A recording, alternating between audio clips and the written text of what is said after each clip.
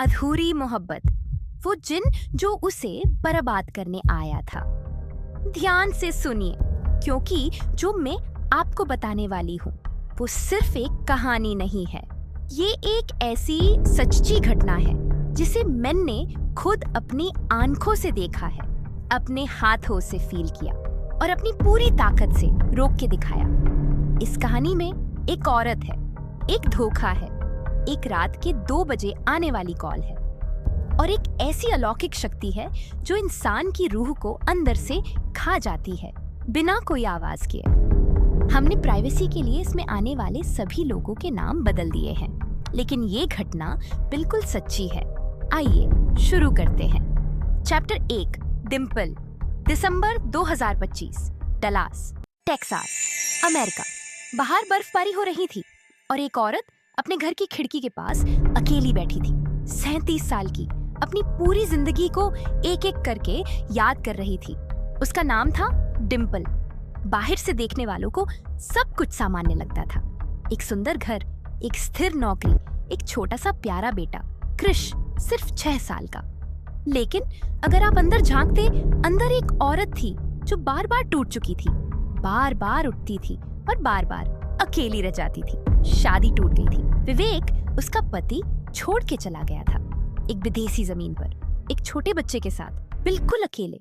और फिर भी डिम्पल ने अपने बेटे के लिए हर रोज नया जोश, नई ताकत ढूंढी। आंसू अंदर पिए, दर्द छुपाया और अपने क्रिश के लिए एक पूरी दुनिया अकेली बनाई। और जब उसने आखिरकार खुद को ये मनाना शुरू किया, उसकी जिंदगी में शायद प्यार दोबारा नहीं आएगा, शायद वो और क्रिश खुद में मुकम्मल है। टैब भाग्य ने एक नया मोड़ लिया। उसका नाम था निखिल। चैप्टर 2, निखिल।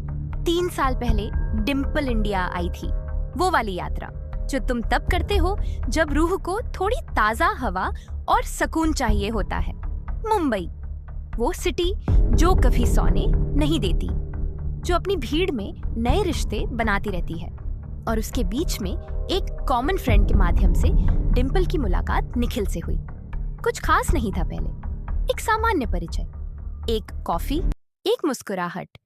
लेकिन फिर बातें शुरू हैं और खत्म नहीं हुए। व्हाट्सएप पर बातचीत रात तक चलती रहती है। रात 10 बजे शुरू होने वाली कॉल रात 3 बजे खत्म होती थी। डिम्पल डलास वापस आ गई, लेकिन निखिल के बारे में सोचना बंद नहीं हुआ। और निखिल भी यही कहता था। वाह, आकर्षक था, सुनने वाला था, हमेशा सही वक्त पर सही बात कहती थी। डिम्पल साल में 2 बार इंडिया जाती है। निखिल के पास यूएस वीजा नहीं था, इसीलिए वो हमेशा जाती है, हमेशा प्रयास करती, हमेशा दूरी कवर करती है। और वो ओके था उसे, क्योंकि मोहब्बत में कीमत होती है। यही वो जानती थी, यही वो मानती थी। और सितंबर 2025 आया, उसका जन्मदिन महीना, और डिम्पल ने फैसला किया इस बार कुछ खास होगा। वो निखिल को सरप्राइज देने वाली थी। उसने निखिल को बोला, स्पेन जा रही हूँ गर्ल्स ट्रिप पर, फ्लाइट में फोन नहीं चलेगा। लेकिन वो स्पेन नहीं जा रही थी, वो मुंबई आ रही थी। सीधा एयरपोर्ट से सुबह सवेरे एक टैक्सी में सीधा निखिल के घर। पता याद था उसे, बिल्कुल याद था। इतने सारे उपहार, इतने सारे पार्सल उसका पता पर भेजे थे। वो बिल्डिंग के बाहर आई, हाथ कांप रहे थे खुशी से, आंखों में आंसू थे उत्साह से। दिल में सिर्फ एक ही ख्याल था, उसका चेहरा देखना चाहती हूँ जब दरवाजा खुलेगा। उसने बेल बजाई। चैप्टर 3, दरवाजा। लेकिन निखिल नहीं था, एक औरत थी, कोई 27 से 28 साल की, आंखों में नींद, बालों में एक आलस्य, एक ऐसी उपस्थिति जैसा ये घर उसका अपना था। डिम्पल का दिमाग रुक गया। उसने पूछा धीरे से, कांपती आवाज में, निखिल है? और उस औरत की आंखों में जो एक्सप्रेशन आया, वो पूरी कहानी एक पल में बोल गया। निखिल भी दरवाजे पर आया और उसके चेहरे पर सरप्राइज नहीं था, गिल्ट नहीं था, सिर्फ एक एक्सप्रेशन थी, एक आदमी का जो पकड़ा गया हो और जानता हो कि अब कोई रास्ता नहीं। वो औरत निखिल के साथ पिछले 6 महीने से उसके घर में रह रही थी। 6 महीने।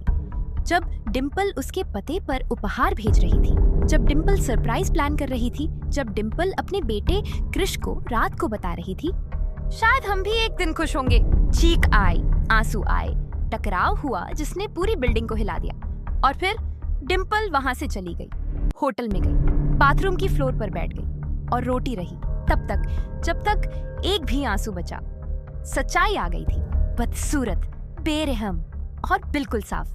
निखिल का कोई स्थिर करियर नहीं था, कोई भविष्य नहीं था अपना, कोई प्लान नहीं था अपना। उसका पूरा प्लान डिम्पल थी, उसके पैसे, उसका अमेरिकी घर, उसकी आर सिटीजनशिप। वो उसकी मोहब्बत कभी थी ही नहीं, वो उसका वीजा आवेदन था।